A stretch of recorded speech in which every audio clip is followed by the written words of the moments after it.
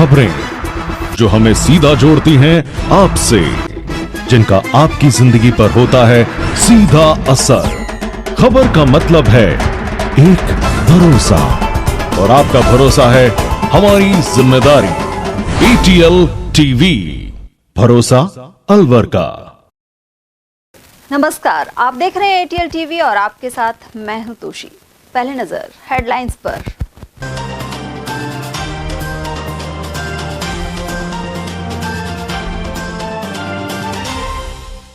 7 मजदूरों की जिंदा जलकर मौत के बाद खुशखेड़ा में मिली एक और अवैध पटाखा फैक्ट्री। मौके पर पहुंचे वरिष्ठ अधिकारी। औद्योगिक इकाइयों में सुरक्षा मानकों सहित तमाम पैमानों पर होगी जांच। खुशखेड़ा हादसे के बाद सचेत हुए सरकारी विभाग। गौकशी को भाजपा MLA के संरक्षण के आरोपों के बाद विधानसभा में बरपा हंगामा। आपस में भिड़े सत्ता पक्ष और विपक्ष के विधायक। और घरेलू सिलेंडरों के व्यावसायिक उपयोग पर कसा शिकंजा। कई जगह कार्रवाई कर गैस सिलेंडर और उपकरण किए जब्त। और अब हेडलाइंस को देखते हैं विस्तार से। खुशखेड़ा औद्योगिक क्षेत्र में ब्लास्ट के बाद बड़ी कार्रवाई में एक और अवैध पटाखा फैक्ट्री का भंडाफोड़ हुआ है। रिको के प्लॉट संख्या G1/682 में स्टील फैब्रिकेशन की आड़ में पटाखों का निर्माण किया जा रहा था। कांग्रेस पार्टी के नेता इमरान खान की सूचना पर पहुंची टीम ने जब गेट का ताला तुड़वाया तो अंदर भारी मात्रा में पटाखे बनाने का जखीरा मिला। यहां महिलाओं और बच्चों से भी काम कराया जा रहा था। खुशखेड़ा ब्लास्ट स्थल से महज 500 मीटर दूर चल रही यह इकाई हाल तक सक्रिय थी, लेकिन धमाके के बाद संचालक ताला लगाकर फरार हो गया। उधर ADM सुमित्रा पारेख, तिजारा DSP शिवराज सिंह, तहसीलदार, नगर परिषद और फायर विभाग के अधिकारी मौके पर पहुंचे। वहीं पूरे परिसर की बारीकी से जांच जारी है। कंपनी परिसर में जाने वाली बिजली लाइन काट दी गई है। वहीं भिवाड़ी में औद्योगिक सुरक्षा पर फिर सवाल खड़े हो गए हैं। गौरतलब है कि खुशखेड़ा में 7 श्रमिकों के जिंदा जलने की घटना में वस्त्र निर्माता इकाई के रूप में मंजूरी लेने वाली फैक्ट्री में भी पटाखे बनाए जा रहे थे। मैं अस्पताल गया, मुझे वहाँ कोई अधिकारी मिला नहीं, परिजनों से मिला, सारी चीज़ें देखी तो मैंने पड़ताल कर रहा था तो कल से यहाँ आग लगी हुई है। कल से यहाँ धमाका हुआ है। जिन फैक्ट्रियों में अभी तक ये कारोबार चल रहा था, अभी तक उन पर कार्रवाई क्यों नहीं हुई, उनको चिन्हित क्यों नहीं करा। एक हमें गवाह मिला, वो ये बोलता है कि हम इस बात को तहसीलदार जी को, उन्होंने ये कहा जिनके सर पे बाल नहीं है, उनको हम बता रहे थे। क्या नाम है उस लड़के ने जिसने मुझे बताया। अब वहाँ पे एक फैक्ट्री, उसमें भी ये अवैध कारोबार होता है विस्फोट का, और कल से ही वो लड़का बता रहा है अभी तक कोई यहाँ नहीं किया। हम यहाँ आए, हमने पुलिस को भी इन्फॉर्म करा है, प्रशासन को भी कर दिया, और यहाँ पे आके हम खड़े हैं। इस फैक्ट्री पे ताला लगा हुआ है बाहर से, और ये प्रशासन की बिल्कुल लापरवाही है। इतना बड़ा कांड होने के बावजूद भी ठीक है हम यहाँ खड़े, और उल्टी हमारे साथ बहसाबाजी बदतमीजी और की गई है तहसीलदार के द्वारा। तहसीलदार ने सीधा चैलेंज दिया है हमको, अब जो करना है वो कर सकते हो तुम, जिसको सीखो वो कर लेना। मैं तहसीलदार हूँ, यहाँ नौकरी नहीं तो कहीं और करूँगा। जैसे मैं मानता हूँ ना तो इसमें पुलिस का कोई लेना देना होता है, अंदर क्या प्रोडक्शन हो रहा है, ना तहसीलदार का कोई लेना देना होता है, ये तो मैं मानता हूँ। रिको वालों को पता रहता क्या होता है, लेकिन जब एक घटना हो जाती है, जब पूरा प्रशासन एक उसमें अलर्ट मोड में आ जाता है और वो चेक करता है। मुझे नहीं मालूम इसके अंदर क्या है, लेकिन मुझे सूचना मिली और बाहर से क्लियर पटाखे और बम के सूतले के वो दिख रहे। तो जिस तरीके से हमारे साथ बदतमीजी करी गई है यहाँ तहसीलदार द्वारा, पूर्व में भी तहसीलदार ने इतने लोगों के साथ बदतमीजी की गई है। और आरती शुक्ला मैडम को मैंने 2-3 फ़ोन करे, उन्होंने फ़ोन नहीं उठाया। ADM मैडम ने फ़ोन उठाया, वो अभी यहाँ आ गई है, दिख रही है। देखिए, आज हमें सुबह एक सूचना मिली थी। कल की घटना के बाद भिवाड़ी वासी भी इसको लेके जागृत हुए हैं, और हमने DM मैडम की उनके ऑर्डर के बाद में सुबह हमने मीटिंग कर ली, और हमने VC के थ्रू भी सबको इंस्ट्रक्शन दे दिया। हमारी सारी टीम आज 100 से 200 फैक्ट्रियों पर ये विजिट करेगी कि क्या उन्हें जिस चीज के लिए अलाउ किया गया है वही चीज बन रही है या नहीं बन रही है। वो भी हमने प्रेस नोट भी जारी किया, और शाम को विजिट होने के बाद भी हम आपको बताएंगे। दूसरी बात, आज हमें सुबह सुबह खबर मिली कि इस तरीके से खुशखेड़ा में एक प्लॉट है, और उस प्लॉट के अंदर ऐसे ही एक्सप्लोसिव भरा हुआ है। हम यहाँ पर पहुंचे, मालिक को फोन करवाया गया रिको के द्वारा। रिको के फोन पर मालिक ने जवाब दिया कि मैं खुलवाता हूँ, लेकिन मालिक ने नहीं खुलवाया। नहीं खुलवाने पर हमने फिर से उन्हें फोन किया। 1 घंटा इंतजार के बाद भी जब मालिक ने नहीं खोला तो रिको के कर्मचारियों ने वीडियोग्राफी करते हुए इसका जो छोटा गेट था उसका ताला तोड़कर हम सब अधिकारी अंदर सारे अधिकारी यहाँ मौजूद है। अंदर जाकर पुलिस और अधिकारियों ने जब देखा तो ये बात सही निकली, जो हमारे पास खबर आई थी कि इसके अंदर जो परमिशन थी वो स्टील के चीज बनाने के लिए थी और वॉशिंग पाउडर के लिए इन्होंने आरओ से परमिशन ले रखी थी, लेकिन ऐसा कोई मटेरियल नहीं है। अंदर पटाखे बनाए जा रहे हैं, पटाखों के बहुत सारे यहाँ कार्टून्स है, उनको बनाने की दूसरे जो केमिकल्स है, पाउडर है, वो सब भी यहाँ पर है। ऐसे पटाखे जिनको खींच के फोड़ा जाता है, हमने एक पटाखा फोड़ के भी देखा। इस टाइप के यहाँ पे पटाखे हैं। अभी पुलिस के द्वारा इसकी एफआईआर करवाई जाएगी, पुलिस इसका पूरा सीजर करेगी और बाकी जो रिको है इसके कैंसिलेशन की कार्रवाई करेगी और हमने उच्चाधिकारियों को इस सब घटना के बारे में जाना। मैम कितना स्टॉक यहाँ मिला है और कब से चल रही थी ये फैक्ट्री? अभी ये सारा जांच का विषय है। अभी हमने सिर्फ इतना देखा है कि हाँ ये बात सही है, जो हमें इंफॉर्मेशन मिली थी कि ये फैक्ट्री इसमें भी एक्सप्लोसिव है और इस तरीके से पटाखे हो रहे हैं, ये बात सही है। बाकी अभी सीजर होगा, उसमें पता चलेगा कि कितना। कौन ओनर कौन है, मालिक वही लोग हैं दूसरे लोग हैं। इसका नाम कोई कात्यायन करके मैं अभी रिको से कंसल्ट करके बताती हूँ। इसका नाम कोई विनोद कात्यायन करके कोई। कहाँ के रहने वाले हैं वो? मैं अभी पूछ के बताऊँ। कब से चल रहा था ये प्लांट? ये क्योंकि जिस तरफ से माल भरा हुआ है इसमें लंबे समय से ऐसा लग रहा है। इसमें मैं रिको से अभी रिपोर्ट लेती हूँ। रिको इसमें बताएगा कि कब ये प्लॉट अलॉट हुआ था, या रिको के अधिकारी यही है, आप उनसे पूछ सकते हैं कि प्लॉट कब अलॉट हुआ था और किसके नाम। अब आगे अपन क्या कार्रवाई कर रहे हैं? सीज कर रहे हैं, क्या करेंगे? बिल्कुल सीजिंग की कार्रवाई होगी, पूरा मटेरियल है, पूरा मटेरियल सीज होगा।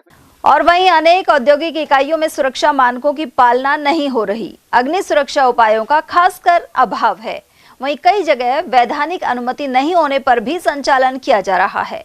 खुशखेड़ा में 7 श्रमिकों की मौत के मामले में वस्त्र इकाई के रूप में पंजीकृत फैक्ट्री में पटाखे बन रहे थे। उधर इस हादसे के बाद अलवर का रिको प्रशासन भी हरकत में है और सभी औद्योगिक इकाइयों की जांच की जा रही है। अलवर के यूनिट हेड परेश सक्सेना ने बताया कि संभावित ज्वलनशील इंडस्ट्री की विशेष जांच होगी और इनमें केमिकल इकाइयां शामिल हैं। इसके अलावा इंडस्ट्रीज में आग बुझाने के संसाधनों की भी जांच होगी। उधर एमआईए अग्निशमन केंद्र में 2 गाड़ियां चालू कंडीशन में हैं और 1 वाहन की मांग राज्य सरकार से की गई है। उन्होंने बताया कि मंजूर शुदा इकाइयों में हो रही गतिविधियों को देखा जाएगा। इसके अलावा किसी भी इंडस्ट्री को किराए पर देने से पहले रिको को जानकारी देना अनिवार्य है। सक्सेना के अनुसार राज्य सरकार के आदेश भी प्राप्त हुए हैं और मत्स्य औद्योगिक क्षेत्र में भी जांच की जाएगी। कल के खुशखेड़ा वाले जो है हादसे को देखते हुए हमारे मुख्यालय ने भी इसमें संज्ञान लिया है। वहाँ से हमें ऑर्डर्स भी जारी हुए हैं कि हम हर अपने एरियाज़ में जो भी फैक्ट्रीज हैं उनका सर्वे करें, उनको मॉनिटरिंग करें और देखें कुछ ऐसी इंडस्ट्रीज तो नहीं जो कि किसी कोई गलत काम कर रही हो, उनका जो है उसके लिए आज मैंने यहाँ पे अपने ऑफिस की भी टीम बनाई है, ऑर्डर जारी किया है जिसमें कि एक टीम बनाई है सर्वे के लिए। वो कल से जो है सर्वे का काम स्टार्ट करेंगे और सब इंडस्ट्री में जा के देखेंगे। जैसे मान लिया किसी ने किराए पे दे रखी है, कुछ दे रखी, तो उसमें भी वो जिस पर्पज़ के लिए दी है ये उसी का यूज़ कर रही हैं कि नहीं कर रही हैं, कोई और यूज़ कर रही हैं, तो उनके लिए उसके सर्वे किया जाएगा और जो कोई ऐसी चीज़ पाई जाएगी उनके खिलाफ कार्रवाई की जाएगी, उनको नोटिस वगैरह दिए जाएंगे। और अभी भी हमने जो मेन हमारी बड़ी इंडस्ट्रीज़ हैं जो कि हम देखते हैं कि केमिकल की हैं, जो वो बिना सर्वे से पहले उनका हमने आज ही एक लिस्ट तैयार की है जिसको हम आज शाम तक उनको नोटिस वगैरह जारी करेंगे, जिसमें हम उनसे पूछेंगे कि भाई उनके द्वारा क्या क्या सतर्कता के लिए जो कार्रवाई की गई हैं, उनके पास क्या क्या उनकी व्यवस्थाएं हैं और उसके अलावा जो उन्होंने जो जिन डिपार्टमेंट से एनओसी लेनी होती है उनसे ले रखी है कि नहीं ले रखी है, इन सभी के बारे में हम एक विस्तृत नोटिस जारी कर रहे हैं उन लोगों को, जिससे कि अभी 10-12 को तो हम अभी दे देंगे, बाकी सर्वे के बाद जो हमारी रिपोर्ट आएगी उसके आधार पर हम उन बाकी जो इंडस्ट्रीज़ हैं उनको भी नोटिस देंगे और उनके लिए उन पर कार्रवाई करेंगे। सर ऐसा देखा जाता है कि इंडस्ट्री एरिया में सर जो आग बुझाने के संसाधन है, साधन है, वो बहुत खराब पड़े हैं, है नहीं। अब लगता है कि इस पर भी फोकस किया जाना चाहिए और नियमित जांच होनी चाहिए। बिल्कुल इसके लिए हम हर इंडस्ट्री में देखेंगे भी उन्होंने फायर फाइटिंग के लिए क्या इंतजाम किए हुए हैं। उनके अगर इंतजाम नहीं पाए जाते हैं तो उनके लिए हम उन पर भी कार्रवाई करेंगे। और बाकी हमारी तरफ से भी हमने रिको एमआईए में अपना फायर स्टेशन है, बहुत अच्छा बना हुआ है हमारा। उसके अलावा हमने उसमें 2 फायर टेंडर गाड़ियाँ हैं हमारे पास 4,500 लीटर की, और उनमें फोम की व्यवस्था है दोनों में। और जैसे ही कोई इस तरह की सूचना मिलती है तो हमारी गाड़ी तुरंत जाती है वहाँ पे और हमारी पूरा स्टाफ है फायर से संबंधित जो पूरी तुरंत कार्रवाई करता है और समय पे बिल्कुल पहुँचकर और पूरा उसको आग को बुझाते हैं। सर फायर की 2 ही गाड़ियां, आपको लगता है कि इनको संख्या बढ़ाई जाने की आवश्यकता? हमसे अभी मुख्यालय ने अभी जानकारी मांगी है जिसमें कि एडिशनल अगर कोई गाड़ियां चाहिए हों उसके लिए, तो उसके लिए भी हमने एक और प्रस्तावित की गाड़ी 2 ऑलरेडी हैं हमारे पास। यहाँ एक खैरथल में भी है हमारा फायर स्टेशन, वहाँ भी एक गाड़ी है हमारे पास। एक हमने अलवर के लिए और गाड़ी की डिमांड भेजी है। उधर जिला उद्योग एवं वाणिज्य केंद्र के महाप्रबंधक संजय प्रधान के अनुसार खुशखेड़ा अग्निकांड के बाद अलवर में भी सतर्कता बरती जा रही है। वहीं रीको के अधिकारियों से मिलकर सर्वे कराया जा रहा है। साथ ही अग्निशमन केंद्र के अधिकारियों से भी चर्चा की जा रही है। जिला उद्योग केंद्र द्वारा और रीको के माध्यम से ये इंडस्ट्री एरिया संचालित है। इसमें रीको के अधिकारियों द्वारा जांच की जा रही है। ऐसी कोई गतिविधि अभी कोई पाई नहीं गई है जिससे कोई नुकसान हो, लेकिन फिर भी समय समय पर रीको द्वारा जांच करवाई जाए। सर इसमें जैसे अग्निशमन है, बाकी और जो संसाधन है, क्या उनसे मॉनिटरिंग होती रहती है आपकी या रीको के अधिकारियों से? रीको के अधिकारियों द्वारा ये समय समय पर मॉनिटरिंग होती रहती है। जिला स्तर पे कलेक्टर मैडम के द्वारा भी इसकी मॉनिटरिंग की जाती है। कुल मिलाकर बड़े हादसे के बाद संबंधित विभाग सचेत हुए हैं, लेकिन नियमित मॉनिटरिंग की आवश्यकता बनी हुई है। और वहीं खुशखेड़ा अग्नि हादसे में मुख्यमंत्री ने मृतकों के परिजनों को 3-3 लाख रुपए की आर्थिक सहायता घोषित की है। तिजारा विधायक महंत बालकनाथ ने पीड़ित परिवारों के लिए मुख्यमंत्री को पत्र भी लिखा है। उधर जिला कलेक्टर द्वारा घायलों के उपचार पर लगातार निगरानी रखी जा रही है। साथ ही प्लॉट एवं फैक्ट्री मालिक सहित 4 के खिलाफ FIR दर्ज कर ली गई है। जिला कलेक्टर डॉक्टर अर्तिका शुक्ला सहित वरिष्ठ अधिकारियों ने घटनास्थल और अस्पतालों का निरीक्षण कर घायलों के उपचार की समुचित व्यवस्था सुनिश्चित की। प्राथमिक उपचार के बाद गंभीर घायलों को बेहतर चिकित्सा सुविधा के लिए दिल्ली रेफर किया गया है। इस हादसे में 7 व्यक्तियों के मृत पाए जाने की पुष्टि हुई थी। वन एवं पर्यावरण मंत्री संजय शर्मा ने भी घटनास्थल का सोमवार को दौरा किया था। वे जिला प्रशासन से लगातार जानकारी ले रहे हैं। घटना को गंभीरता से लेते हुए जिला प्रशासन ने औद्योगिक क्षेत्र की सभी इकाइयों की आगामी 7 दिनों में व्यापक जांच के निर्देश दिए हैं।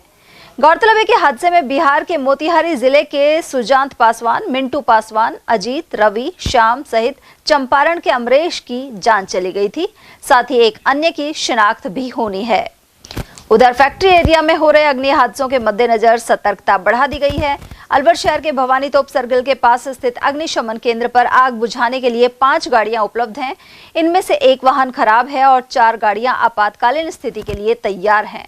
फोरमैन अजय कुमार ने बताया कि सूचना मिलते ही दमकल वाहन, स्टाफ सहित घटनास्थल के लिए रवाना कर दिए जाते हैं। अलवर शहर में बुधविहार स्टेशन पर 6 और भवानी तोप फायर स्टेशन पर 4 वाहन चालू कंडीशन में है। सर ये फायर स्टेशन अलवर का जो भवानी तो फायर स्टेशन है, इस पे 5 गाड़ी हैं और 4 चालू हालत में। तो किसी भी आपात स्थिति में 4 गाड़ी काम करेंगी? हाँ सर।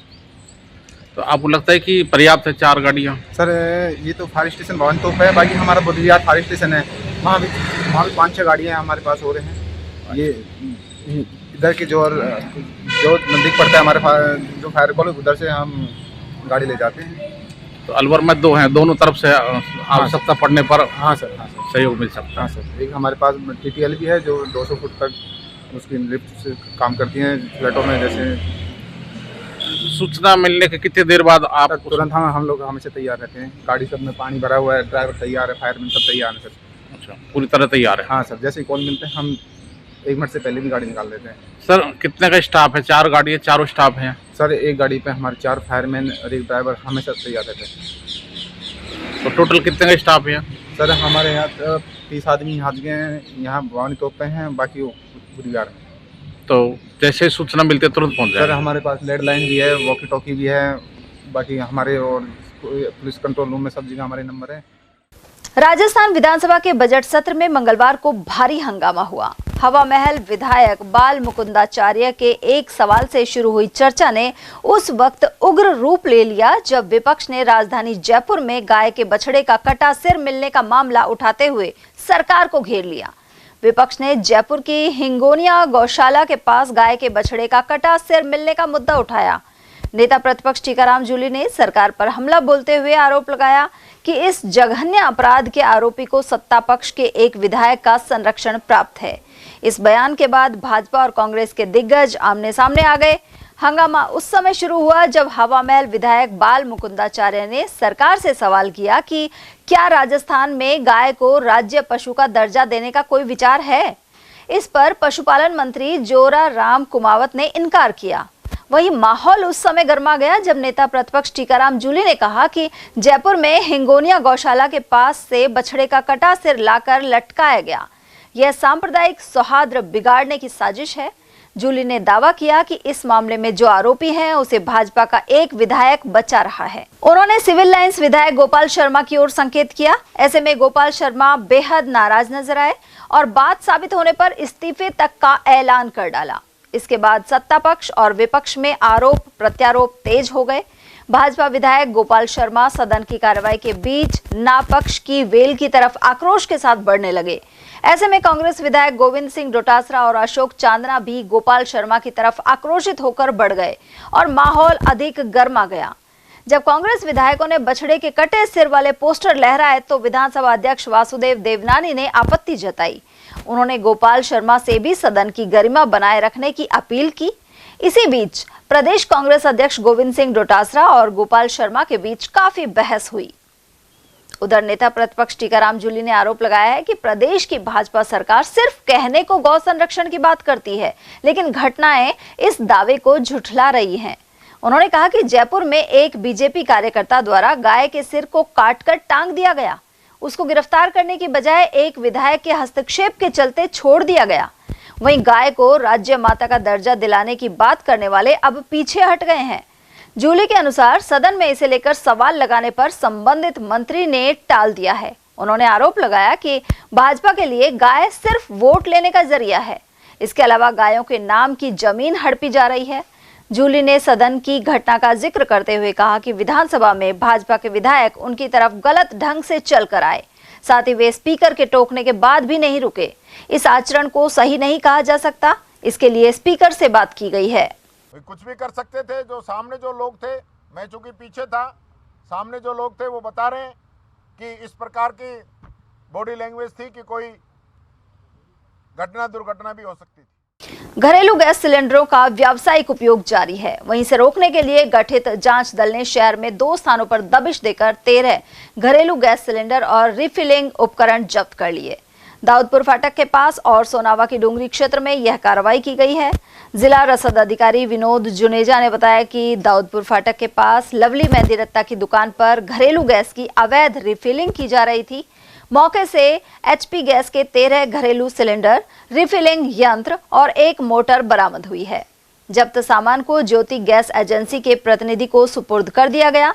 इसी तरह सोनावा डूंगरी में रामपुर निवासी ब्रजेश सैनी के मकान पर छापे में अवैध रिफिलिंग में इस्तेमाल electric motor, 5 regulator, 1 cylinder, electronic कांटा और यूपीआई स्कैनर जब्त किया गया है। इस सामान को मोहन गैस एजेंसी को सौंप दिया गया।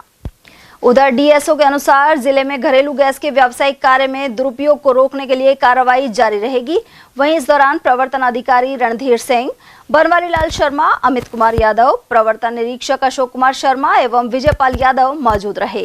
गौरतलब है कि अधिकांश गैस एजेंसी भी सड़क के किनारे खुले में सिलेंडर बेचती दिखाई देती हैं। ऐसे में आसपास किसी भी असावधानी की स्थिति में हादसा हो सकता है। इसके चलते जागरूक नागरिकों ने इस ओर भी ध्यान देने की मांग की है। उनका कहना है कि इसके अभाव में हादसा सामने आ सकता है और इसकी जिम्मेदारी तय होनी चाहिए। बढ़ते हैं अगली खबर की ओर। जहां राजस्थान शिक्षा बोर्ड द्वारा 8वीं बोर्ड की परीक्षाएं 19 फरवरी से शुरू होंगी। इसके लिए 302 केंद्र बनाए गए हैं। इसी तरह 5वीं बोर्ड की परीक्षाएं 20 फरवरी से शुरू हो रही हैं और 377 परीक्षा केंद्र बनाए गए हैं। राजकीय यशवंत स्कूल के प्राचार्य डॉक्टर घनश्याम सैनी ने बताया कि राज्य सरकार द्वारा इस बार 1 अप्रैल से नया सत्र शुरू किया जा रहा है। फिलहाल माध्यमिक शिक्षा बोर्ड की परीक्षाएं जारी हैं। वहीं अब 8वीं और 5वीं बोर्ड का आगाज होने जा रहा है। दोनों परीक्षाओं का समय दोपहर 1:30 बजे से शाम 4 बजे तक का रहेगा। वहीं इसके लिए सभी तैयारियां पूरी कर ली गई हैं। इस समय माध्यमिक शिक्षा बोर्ड की 10वीं और 12वीं की परीक्षा चल रही है। क्योंकि इस बार सत्र 1 अप्रैल से राज्य सरकार शुरू करने जा रही है, इसलिए माध्यमिक शिक्षा बोर्ड की परीक्षाओं के साथ साथ भी दिनांक 19 से 8वीं बोर्ड की और 20 से 5वीं बोर्ड की परीक्षाएं भी शुरू हो जाएंगी, जिनका समय दोपहर 1:30 बजे से साढ़े 4 बजे तक रहेगा। नई बसों की खरीद और कर्मचारी भर्ती सहित 8 सूत्रीय मांगों को लेकर अलवर बस स्टैंड पर धरना मंगलवार को दूसरे दिन भी जारी रहा। State roadways employees union AITUC और रिटायर्ड एम्प्लॉयज एसोसिएशन के बैनर तले राज्य सरकार के खिलाफ नारेबाजी भी की गई। कर्मचारी नेता कालीचरण जोशी ने बताया कि राजस्थान रोडवेज में 2500 नई बसों की जरूरत बनी हुई है। बसों की कमी के चलते यात्री भारी परेशानी उठा रहे हैं। इसके अलावा भर्ती नहीं होने से रोडवेज कर्मचारियों की कमी होती जा रही है। उन्होंने सेवानिवृत्त कर्मचारियों को भुगतान और ग्रेड पे बढ़ाने सहित अन्य मांगों की उपेक्षा का आरोप भी लगाया। साथ ही कहा कि 2 दिवसीय धरने के बाद आगामी दिनों में हड़ताल भी की जा सकती है। आज हमारा ये धरने का दूसरा दिन है और मांग हम अपने लिए कुछ नहीं मांग रहे ऐसी जो कि पूरी ना हो सके। हम जो है जनता के लिए नई बसें मांग रहे हैं, अधिक बसें दी जाएं क्योंकि बसों में बहुत ज्यादा भीड़ जा रही है, तो बसों की कमी है, बसें दी जाएं। 2,500 बसें और खरीदी जाएं। उन बसों को चलाने के लिए स्टाफ की कमी है, तो करीब 12-13 हजार और कर्मचारी भर्ती किए जाएं जिससे वो बसें चल सकें और जनता जो है उनमें आराम से सफर कर सके। और छोटी छोटी मांगे हैं कि जो हमारे यहाँ मैकेनिक हैं उनके 2nd ग्रेड और 1st ग्रेड में एक ही पे स्केल पेमेंट रखा है 2400, वो फर्स्ट वालों को 2800 होना चाहिए। ये हमारी मुख्य मांग है। एक तरह से कर्मचारी को नुकसान नहीं होना चाहिए। दूसरा, जो हमारी महिला कंडक्टर साथी हैं उनको चाइल्ड केयर लीव नहीं मिल रही है, जबकि और डिपार्टमेंट में महिलाओं को वो मिलती है तो वो मिलनी चाहिए। हमारे जो रिटायर्ड कर्मचारी हैं उनको उनका पूरा भुगतान मिलना चाहिए। ओवर टाइम का है, गवर्नमेंट हॉलीडेज का है, और जो उनको ब्याज है उनका जो लेट उनको ग्रेच्युटी मिली थी उसका ब्याज है। तो ये सारी छोटी छोटी मांगे हैं जो कि पूरी की जा सकती हैं, लेकिन निगम प्रशासन और राज्य सरकार अपनी हठ धर्मिता से इन मांगों को पूरा नहीं कर रहा है। अभी हम ये 2 दिन का धरना दिया है, इसके बाद हमारा जो प्रदेश से कॉल आएगा वो और तेज आंदोलन करने का होगा या हड़ताल का होगा, उसको हम पूरा करेंगे। अलवर शहर में सूने मकानों को निशाना बनाकर लगातार चोरियां जारी हैं। शिवाजी पार्क थाना क्षेत्र में ऐसी 2 वारदातें सामने आई हैं।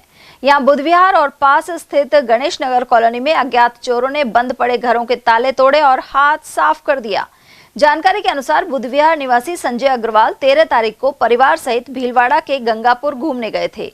14 फरवरी को पड़ोसी ने फोन कर बताया कि उनके घर के ताले टूटे पड़े हैं और चोरी की आशंका है। सूचना मिलते ही संजय वापस लौटे। घर पहुंचकर देखा तो कमरों के ताले टूटे हुए थे और अलमारी का सामान बिखरा पड़ा था। अलमारी से चांदी की लक्ष्मी गणेश और राधा कृष्ण की मूर्तियों सहित अन्य चांदी के सामान गायब मिले। दूसरी वारदात गणेश नगर में हुई। यहाँ के निवासी रामस्वरूप शर्मा महाशिवरात्रि पर परिवार सहित नौगावा गए हुए थे। सोमवार को लौटने पर मकान के मुख्य दरवाजे और अलमारी का लॉक टूटा मिला। जांच करने पर चांदी के दीपक और सिक्कों सहित अन्य चांदी का सामान सहित नकदी चोरी होने का पता लगा। पुलिस ने दोनों मामलों में अज्ञात चोरों के खिलाफ मुकदमा दर्ज कर लिया है। आसपास लगे सीसीटीवी कैमरों की फुटेज खंगाली जा रही है। 12 तारीख को मैं सहपरिवार भीलवाड़ा में गंगापुर स्थान है वहाँ गया था एक धार्मिक आयोजन में। तो और 14 तारीख को सुबह पड़ोसियों का टेलीफोन आया कि आपके यहाँ चोरी हो गई है। तो मैं तुरंत वहाँ से गाड़ी लेके चल दिया और सीधा शिवाजी पार्क थाने पहुँचा। थाने से पुलिस की गाड़ी में हमने आके यहाँ घर में प्रवेश किया और देखा सारा घर अस्त व्यस्त था, ताले टूटे हुए थे, किवाड़ टूटे हुए थे। और जब देखा क्या सामान गया है तो चांदी का सामान गया था जिसमें गणेश जी की मूर्ति, राधा कृष्ण की मूर्ति थी और अन्य चांदी का सामान था। वजन बताने में हम असमर्थ हैं कि कितना वजन होगा। कैश वगैरह भी है? कैश नहीं गया, बस चांदी का ही सामान गया है और कुछ नहीं गया। लोग वगैरह तोड़ दिए थे? लोग तोड़ गए, 2 किवाड़ तोड़ गए। लोग तो बहुत सारे तोड़ गए और किवाड़ भी 2 नुकसान हुआ है, 2 किवाड़ों का भी। अलवर में भूगोर बाईपास निवासी 29 वर्षीय विवाहिता की संदिग्ध परिस्थितियों में मौत हो गई। जानकारी के अनुसार महिला हेमा मीणा 1st ग्रेड शिक्षक भर्ती परीक्षा की तैयारी कर रही थी और सोमवार दोपहर अपने मकान की छत पर बैठकर पढ़ाई कर रही थी। इसी दौरान अचानक उसकी तबीयत बिगड़ गई और वह बेहोश होकर गिर पड़ी।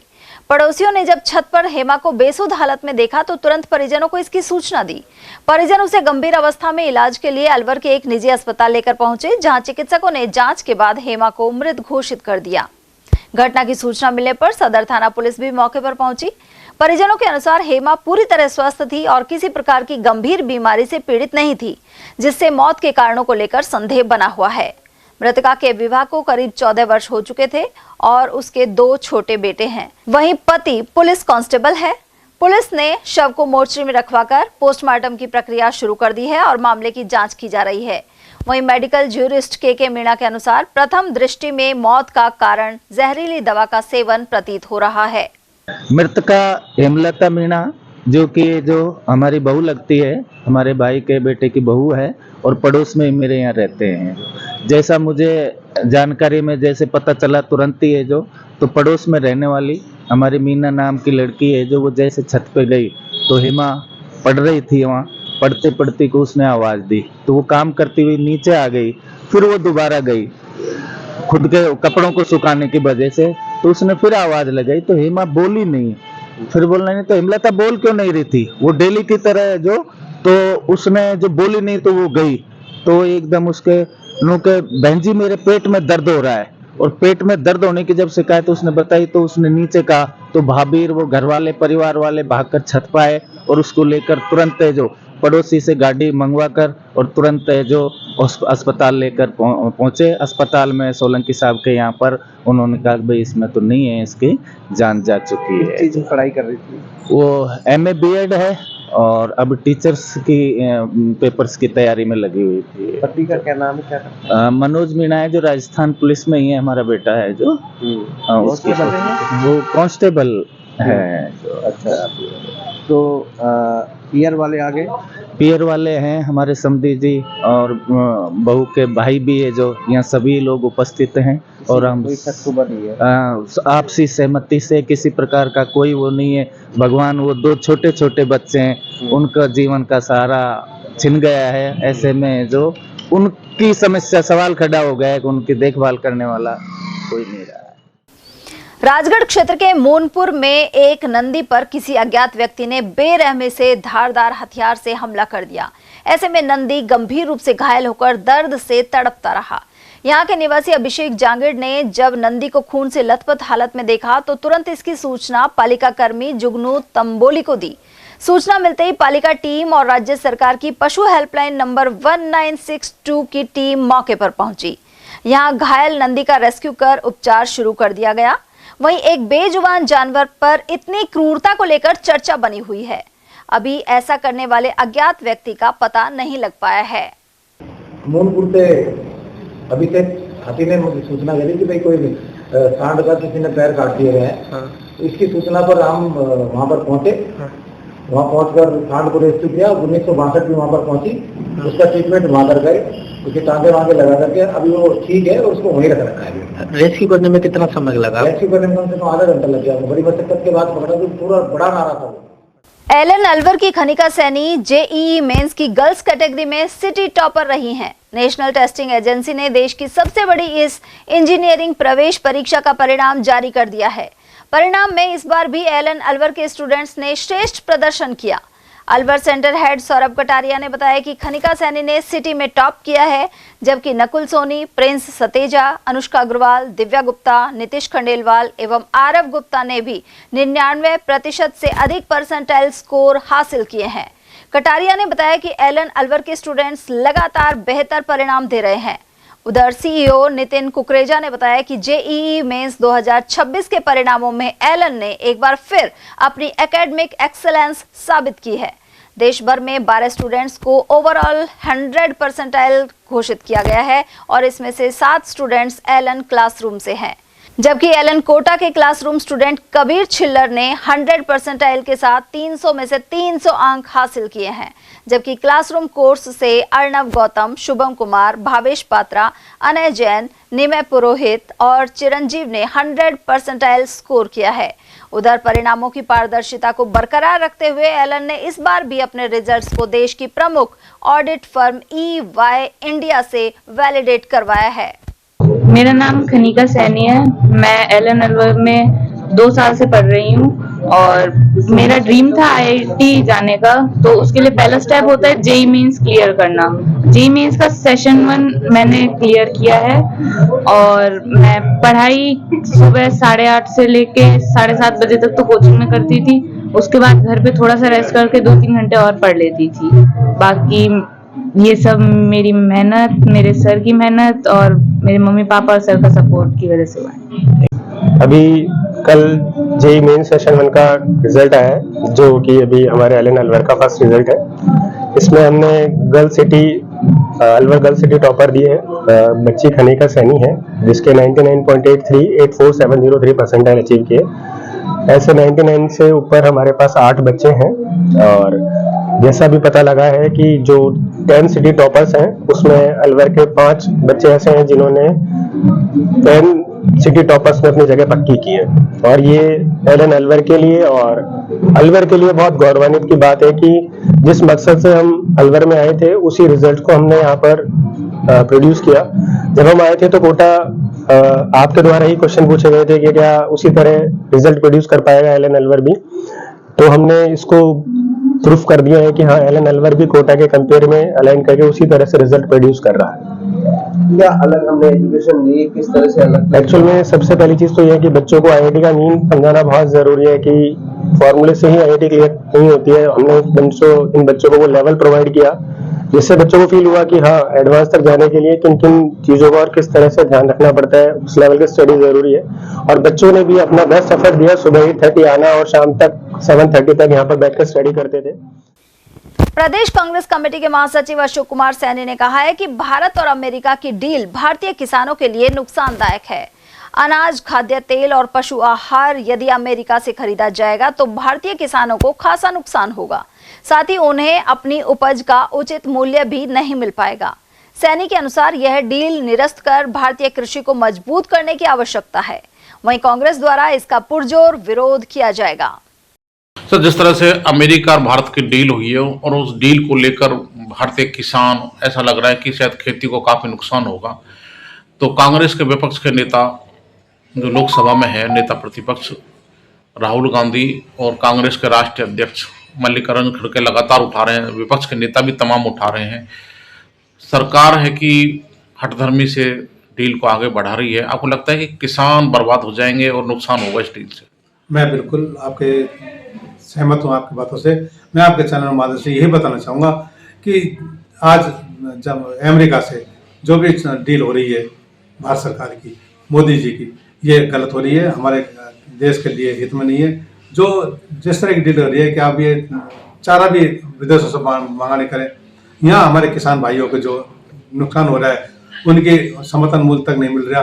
किसानों के लिए जो हमारे देश के लिए करना चाहिए वो नहीं कर पा रहे हैं और बाहर से अपना पैसा दे करके चीज़ें खरीदेंगे, जबकि हमारे देश में पूर्ति है, यहाँ से आराम से काम हो सकता है। लेकिन हमारे देश के प्रधानमंत्री अमित शाह जी हो, चाहे प्रधानमंत्री नरेंद्र मोदी जी हो, ये हमारे देश के किसानों को बर्बाद करने की सोच रहे हैं, जबकि ये कह रहे हैं कि हम किसानों की आमदनी दुगनी कर देंगे। ये दुगनी छोड़ो, सिंगल भी नहीं रहने देंगे। आगे आने वाले कुछ टाइम में अगर इनका मौका मिला तो देश के किसानों को हो, चाहे गरीबों को हो, चाहे बेरोजगारों को हो, ये किसी को नहीं छोड़ेंगे। ये सिर्फ बीजेपी देखना चाहते हैं। इसीलिए मेरा आपके चैनल के माध्यम से भारत की जनता से यही निवेदन है कि आगे आने वाले चुनाव में इनको सबक सिखाया जाए, नहीं तो ये देश को पूरी तरह बर्बाद कर देंगे। आधे ज़्यादा तो कर चुके, आगे आने वाले समय में भी देश को बिल्कुल बर्बाद कर देंगे। तो इनको आगे आने वाले चुनाव में इनको सत्ता से बाहर करने का रास्ता करें।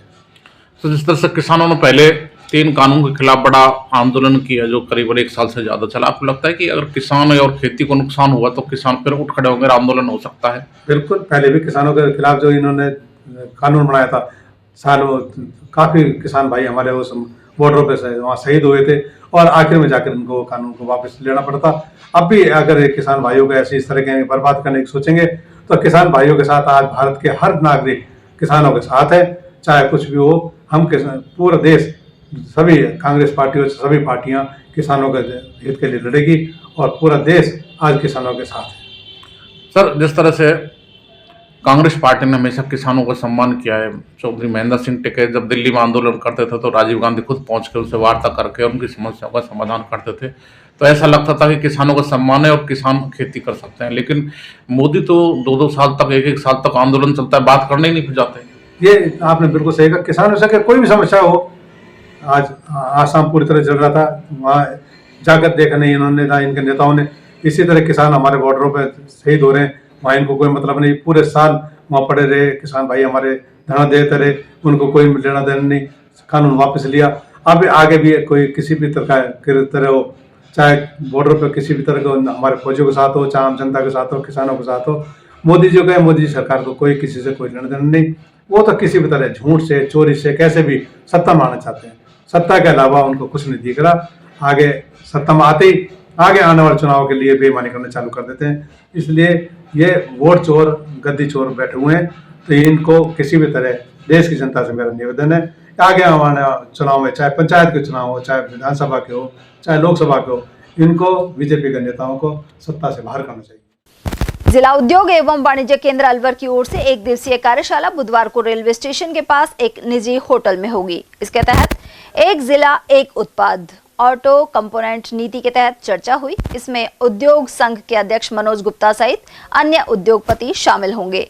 महाप्रबंधक संजय प्रधान के अनुसार जिला उद्योग एवं वाणिज्य केंद्र के जरिए संचालित राज्य सरकार की योजनाओं को लेकर जानकारी भी दी जाएगी। राज्य सरकार द्वारा प्रत्येक जिले के पंचमुखी विकास के लिए संचालित पंचगौरव कार्यक्रम के तहत अलवर जिले को एक जिला एक उत्पाद के रूप में ऑटो कंपोनेंट जो प्रोडक्ट है उसके विकास हेतु चुना गया है। तो कल हम एक जिला एक उत्पाद के संबंध में एक वर्कशॉप करने जा रहे हैं, जो कि अलवर में होटल सरोवर प्रीमियम में सुबह 10:30 बजे से की जा रही है। इस कार्यशाला में जो राज्य सरकार द्वारा एक जिला एक उत्पाद नीति 2024 है, उसके बारे में सभी उद्यमियों को जानकारी दी जाएगी। इसके अलावा और भी राज्य सरकार की जो स्कीमें हैं, जैसे राजस्थान निवेश प्रोत्साहन स्कीम 2024 है, राजस्थान निर्यात प्रोत्साहन नीति 2024 है, राजस्थान MSME नीति 2024 और अपने युवा उद्यमी प्रोत्साहन योजना, मुख्यमंत्री युवा स्वरोजगार योजना आदि जो योजना है उनकी जानकारी कार्यशाला में दी जाएगी। सर, इसमें अतिथि के तौर पर कौन कौन शामिल होंगे? अतिथि के तौर पर कौन कौन शामिल होंगे? अतिथि के तौर पर हमारे जो विभिन्न औद्योगिक संघों के अध्यक्ष वगैरह हैं उनको बुलाया गया है। इसमें सर युवा और उद्योग जो पति हैं या व्यवसायी हैं वो शामिल होंगे? इसमें सभी उद्योगपतियों को भी बुलाया गया है, सभी युवा उद्योगपति शामिल होंगे और योजनाओं की जानकारी लेके अपने उद्योगों को बढ़ावा देने के प्रयास किए जाएंगे।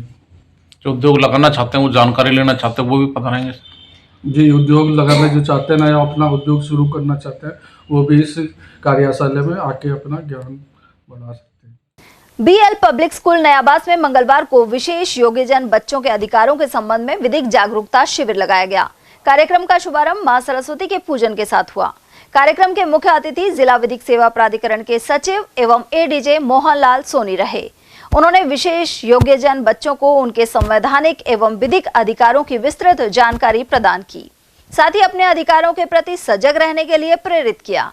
कार्यक्रम के मुख्य वक्ता chief legal and defence counselling Mahesh Gothwal ने जन उपयोगी सेवाओं एवं निशुल्क विधिक सहायता से संबंधित महत्वपूर्ण जानकारी दी, जबकि समाज कल्याण अधिकारी का प्रतिनिधित्व करते हुए देशराज ने विभिन्न विशेष योजनाओं के बारे में विस्तार से बताया।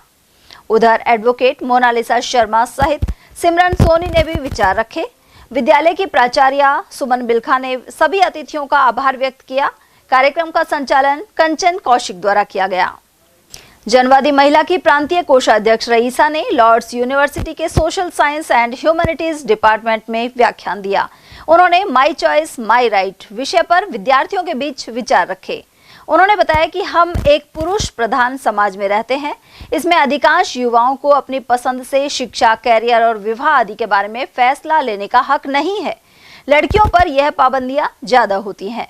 उन्होंने जानकारी दी कि राजस्थान में उच्च शिक्षा में भले ही युवकों के मुकाबले युवतियों के एडमिशन अधिक हों, लेकिन इस वृद्धि की झलक जॉब्स में दिखाई नहीं देती। साथ ही युवती का जल्द से जल्द रिश्ता कर विवाह करना प्राथमिकता में रहता है। यही कारण है कि आज भी राजस्थान में करीब 25% बाल विवाह होते हैं। उन्होंने कन्या भ्रूण हत्या और घरेलू हिंसा की रोकथाम पर भी जोर दिया। साथ ही कहा कि नौजवान विद्यार्थियों को अपना नागरिक दायित्व निभाते हुए कैरियर के साथ बेहतर समाज निर्माण में भी योगदान देना चाहिए। अलवर में जयपुर रोड स्थित चेतन एनक्लेव श्री श्याम मंदिर से द्वितीय शाम ध्वज यात्रा 27 फरवरी को निकाली जाएगी।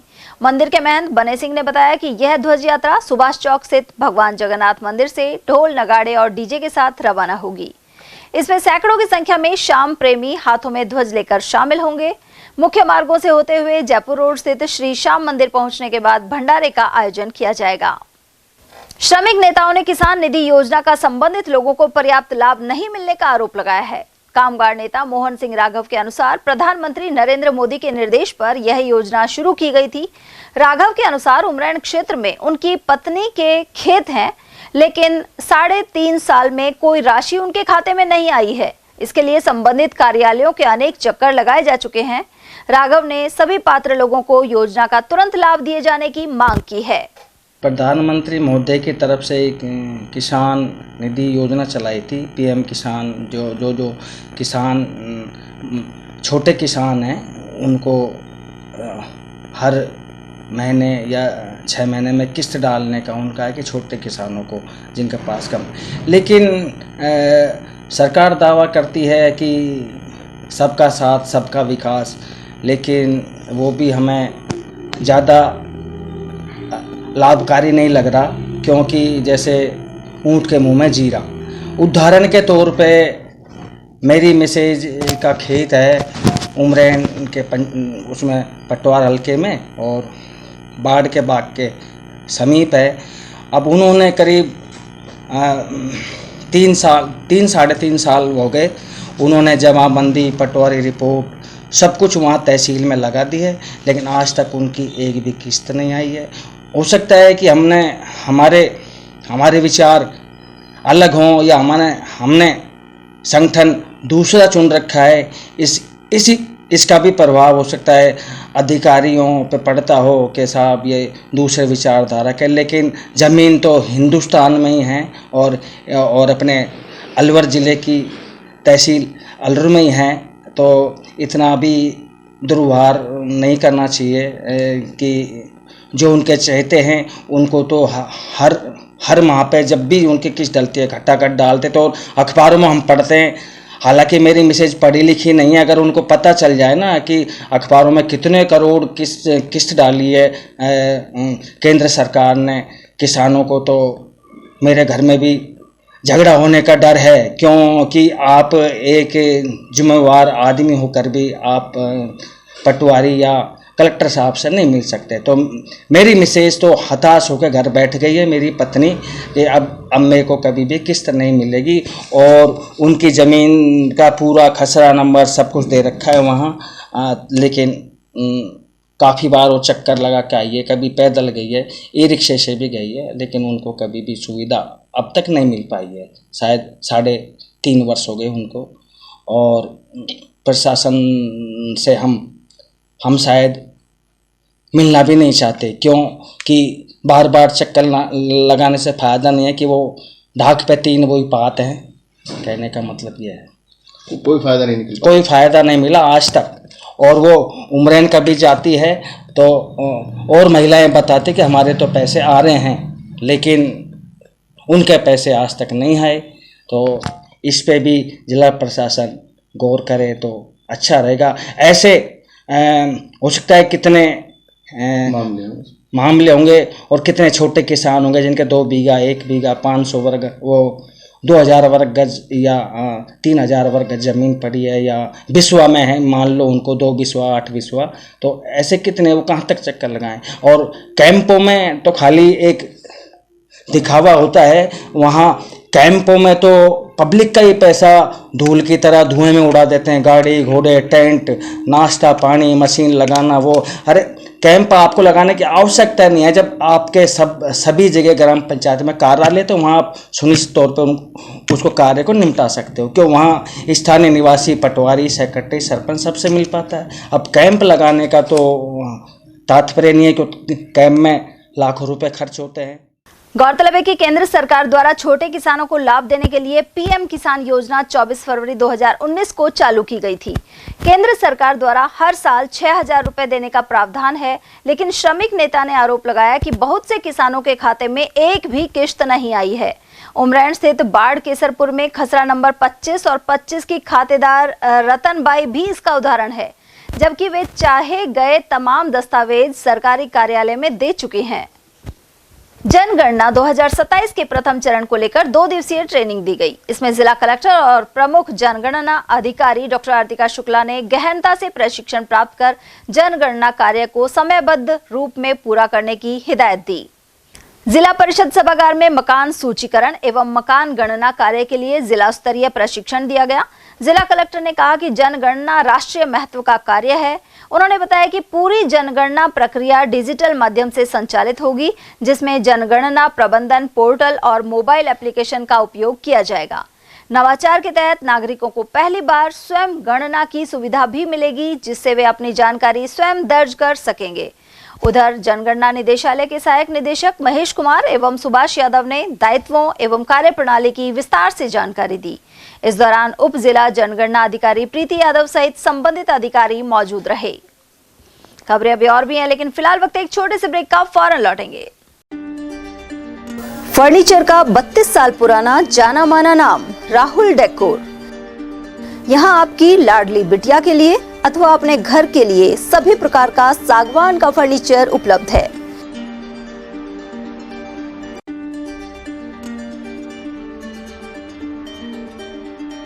Double bed, dressing table, sofa set सागवान एवं कपड़े वाले तथा सेंटर टेबल, भट्टी कलर, स्टील अलमारी, ब्रांडेड एवं सॉफ्टी फोम के गद्दे आपकी नाप तोल से बनाए जाते हैं।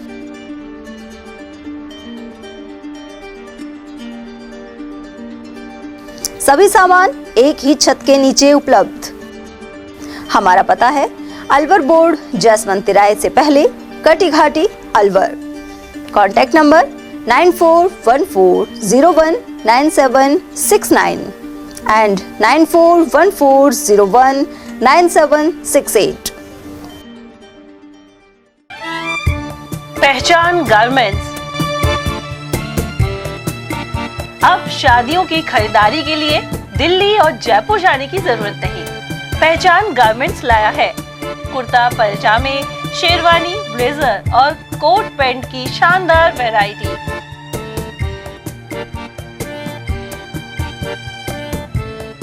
अगस्त 95 से काम कर रहा हूँ। आज मेरे को काम करते हुए 29 साल हो गए हैं और मैंने बीच में शारीरिक प्रॉब्लम की वजह से शोरूम बंद भी कर दिया था। फिर दोबारा से मेरे को अलवर की जनता ने इतना स्नेह दिया है कि मेरे को 1.5 महीने में दिखा दिया उन्होंने कि कितनी पावरफुल और कितना प्यार करती है मेरी जनता अलवर की श्री पहचान गारमेंट को और दीपक तलवार को। इस बार हम नया कॉन्सेप्ट लेके आए कि साफे जोधपुरी कारीगर आपके घर पे, आपके शादी के जहाँ आप शादी कर रहे हैं वहाँ पे, किसी भी होटल पे, किसी मैरिज होम पे, कहीं पे भी आप शादी कर रहे हैं वहाँ पे आपको साफे बनवाएंगे हम जोधपुरी कारीगरों द्वारा। तो हम और शेरवानी तो आप शायद देख ही सकते हैं कि बॉम्बे की शेरवानी है, मतलब एकदम अलग हटके शेरवानी है। और फिर मैं अपील करूँगा कि अलवर के हर वासिंदे को शुक्रिया जिसने मुझसे सामान लिया और मेरी दुकान का नाम किया। धन्यवाद। वाजिब दामों पर फैक्ट्री से सीधे आपके पास जेंट्स गारमेंट्स मिलने का एक ही स्थान, पहचान गारमेंट्स, खंडेलवाल धर्मशाला के सामने, अलवर। Contact number 9413304151। ब्रेक के बाद एक बार फिर आप सभी का स्वागत है। फागुन शुक्ल पक्ष के दौरान शादियों के आयोजन जारी हैं। वहीं 19 फरवरी को फुलेरा दूज पर अबूझ सावा रहेगा। साथ ही शादी के आयोजक तैयारियों में जुटे हुए हैं। ग्रामीण राम सिंह, मधु और कमल सिंह के अनुसार अलवर ग्रामीण क्षेत्र में लगभग हर गांव में शादी विवाह के कार्यक्रम हैं। इसे लेकर मैरिज होम पहले से ही बुक करवा लिए गए थे। हालांकि पहले के मुकाबले गर्मी के चलते दोपहर के वक्त टेंट में कूलर की व्यवस्था भी जरूरी हो गई है। उन्होंने बताया कि गत वर्ष फरवरी के महीने में इतनी गर्मी नहीं थी। उधर पंडित अशोक मिश्रा और सौरभ शास्त्री ने बताया कि 19 फरवरी को फुलेरा दूज सहित 20 फरवरी को भी बड़ी संख्या में शादियां होंगी। राजकीय उच्च प्राथमिक विद्यालय नंगला सेडू उमरैन में कक्षा 8वीं का विदाई समारोह एवं वार्षिक समारोह आयोजित किया गया। इसकी अध्यक्षता संस्था प्रधान प्रकाश जयमन ने की, जबकि मुख्य अतिथि के रूप में नादन हेडी सरपंच मौजूद रहे। साथ ही विशिष्ट अतिथि प्रधानाध्यापक खुशीराम यादव और मनोज धाबाई सहित अन्य लोग उपस्थित रहे। कार्यक्रम में बच्चों द्वारा सांस्कृतिक प्रस्तुतियां दी गई, विद्यार्थियों को पुरस्कार वितरण भी हुआ। संस्था प्रधान जैमन ने अंत में सभी का आभार जताया। फागुन मास के चलते श्याम भक्त इन दिनों खाटू श्याम जी के दर्शन के लिए पैदल ही पहुंच रहे हैं। इसी क्रम में अलवर के लाल डिग्गी से रवाना ध्वज यात्रा का उमरैन गांव एवं अकबरपुर में स्वागत किया गया।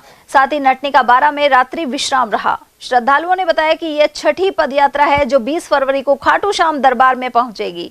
भक्तों में भारी उत्साह है और वे डीजे के साथ नाचते झूमते हुए जा रहे हैं। ये अलवर लाल डिग्गी से पद यात्रा निकली है, हर साल निकलती है। ये छठी पद यात्रा है और खाटू जाएगी 20 तारीख को पहुंचेगी शाम को। कितने लोग हैं? और इसमें करीब 120 आदमी हैं, लेडीज जेंट्स। कौन कौन सी जगह ठहराव रहेगा? ये आज का स्टॉपेज है नटनी के बारा देवनारायण मंदिर में, उसके बाद दूसरा विराटनगर। बड़े उल्लास के साथ बाबा श्याम की नगरी में फागल का मेला आ रहा है। इसी प्रकार जैसे बाबा का मेला फागल में आता है, इसे यात्रियों में बड़े उत्साह और बड़े जोश के साथ नाचते गाते बाबा के दर्शन के लिए। अकबरपुर क्षेत्र में इन दिनों खेतों में सरसों की कटाई के लिए किसान जुटे हुए हैं। आसमान में बादल छाए होने की वजह से उन्होंने इस काम में तेजी ला दी है। वे उपज को सुरक्षित घर ले जाने के लिए परिवार सहित मेहनत कर रहे हैं। किसानों का कहना है कि सरसों की फसल इस बार निरोगी हुई है और पैदावार भी खूब होने की उम्मीद है, लेकिन मौसम में बदलाव के चलते बारिश की आशंका भी बनी हुई है। अकबरपुर कस्बे में विराट हिंदू सम्मेलन किया गया। अमरपुर मंडल की ओर से ओम प्रकाश गुप्ता की अध्यक्षता में यह सम्मेलन चौपाड़ मंदिर पर आयोजित हुआ। संघ शताब्दी वर्ष के उपलक्ष्य में हुए आयोजन के दौरान भारत माता के जयकारे लगाए गए। इसमें मुख्य वक्ता प्रेम सिंह राजावत ने पंच परिवर्तन के लिए शपथ दिलाई।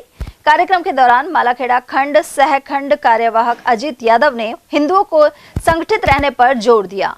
कार्यक्रम के दौरान सचिन गुप्ता, ताराचंद, पप्पूराम शर्मा, लेखराम फौजी, हरगोविंद हिंदू, काका पंडित, कृष्ण प्रवीण और आनंद आदि मौजूद रहे।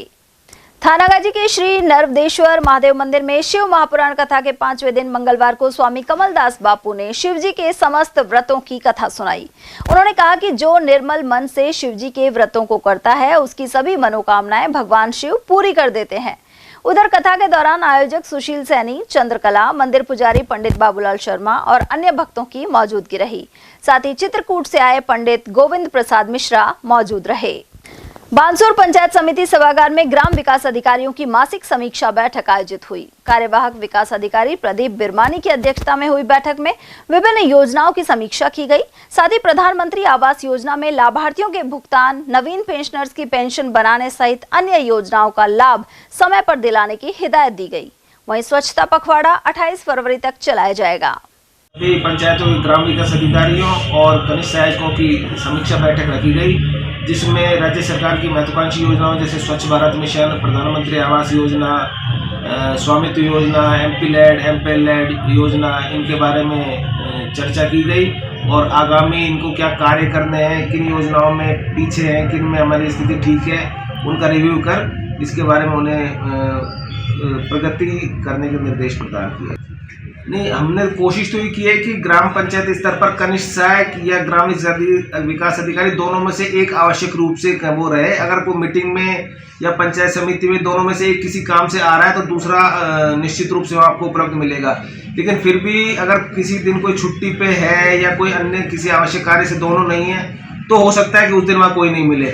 और फिर भी अगर इस विषय में कोई शिकायत है तो हम उसके विरुद्ध बिल्कुल कठोर कार्रवाई करते हैं। मैं खुद भी पंचायतों में जाता हूँ, वहाँ चेक करता हूँ, अगर कोई नहीं है तो उनको नोटिस, सेम डे नोटिस जारी करते हैं। बिल्कुल पेंशन के लिए तो देखो, हमने यहाँ पेंशन, हमारी जो शाखा है निश्चित रूप से हमने KYC, हो सकता है पेंशन KYC की वजह से, लाभार्थियों की KYC नहीं होने की वजह से या बैंक अकाउंट में कोई आगे पीछे नंबर डिस्टर्ब होने से नहीं आ रही हो, लेकिन हम उसके लिए हमने यहाँ पूरा प्रयास करते हैं। मैं दिन में कम से कम पेंशन के लिए 10-15 OTP देता हूँ। किसी भी लाभार्थी को हम यहाँ प्रयास ये करते हैं कि उसका तुरंत काम हो और उसमें अगर कोई कारण है, टेक्निकल बाधा है, उसका तुरंत हम यहाँ से प्रयास करते हैं।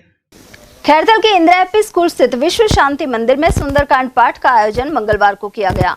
विश्व हिंदू परिषद के मंदिर से मंदिर जोड़ो अभियान के तहत शाम 4:30 बजे यह कार्यक्रम संपन्न हुआ।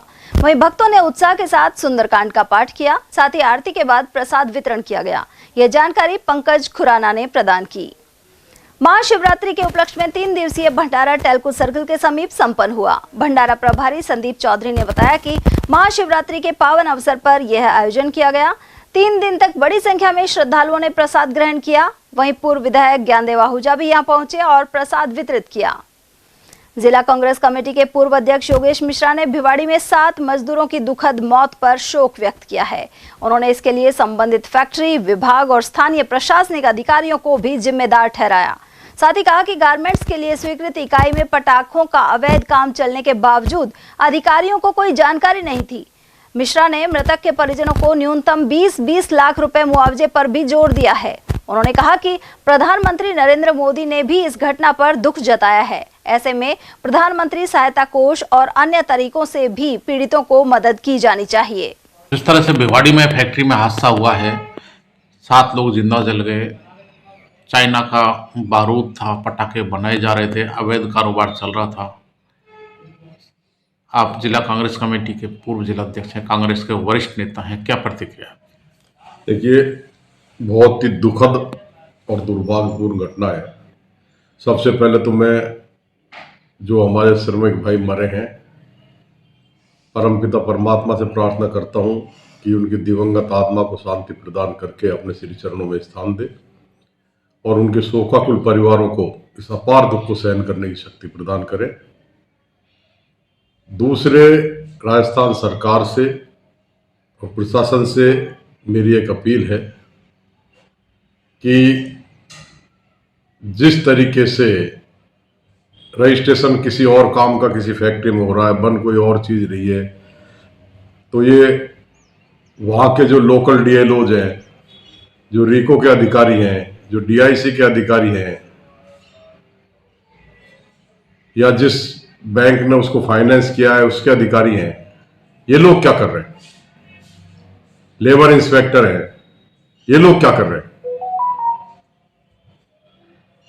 मैं इस घटना की उच्च न्यायिक जांच की मांग करता हूं और जो भी अधिकारी कर्मचारी इसमें शामिल हैं उनके खिलाफ 302 का मुकदमा दर्ज कर हत्या का मुकदमा केस उनके ऊपर चलना चाहिए और उनको कानून अनुसार सख्त से सख्त सजा मिलनी चाहिए। ऐसी मेरी सरकार से आपके चैनल के माध्यम से मांग है। दूसरे, जो 3-3 लाख रुपए की लॉलीपॉप सरकार ने मृतकों के परिवारों को दी है, वो उससे हम लोग संतुष्ट नहीं है। जिस परिवार का जवान बच्चा कमाने वाला मर जाए, उसकी मौत पर 3 लाख दे के आप उसको इतिश्री कर दें, ये बहुत गलत बात है। कम से कम 20-20 लाख रुपए उनको मुआवजा और उनके परिवार के एक व्यक्ति को सरकारी नौकरी सरकार दे, तब जाके कुछ मर्रम लगने का काम होगा। गए हुए आदमी की पूर्ति तो फिर भी नहीं होगी।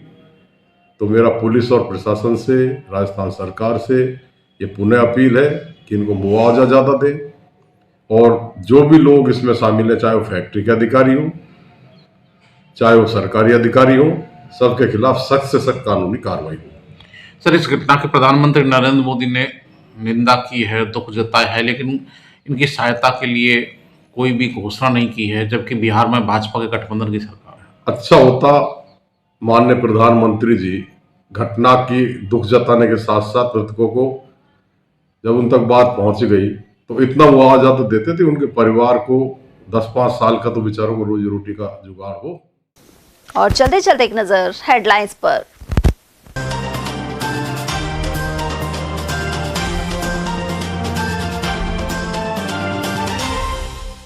सात मजदूरों की जिंदा जलकर मौत के बाद खुशखेड़ा में मिली एक और अवैध पटाखा फैक्ट्री। मौके पर पहुंचे वरिष्ठ अधिकारी। औद्योगिक इकाइयों में सुरक्षा मानकों सहित तमाम पैमानों पर होगी जांच। खुशखेड़ा हादसे के बाद सचेत हुए सरकारी विभाग। गौकशी को भाजपा एमएलए के संरक्षण के आरोपों के बाद विधानसभा में बरपा हंगामा। आपस में भिड़े सत्ता पक्ष और विपक्ष के विधायक। और घरेलू सिलेंडरों के व्यावसायिक उपयोग पर कसा शिकंजा। कई जगह कार्रवाई कर गैस सिलेंडर और उपकरण किए जब्त। एटीएल न्यूज में आज के लिए इतना ही। ताजा जानकारियों के लिए बने रहिए हमारे साथ। नमस्कार।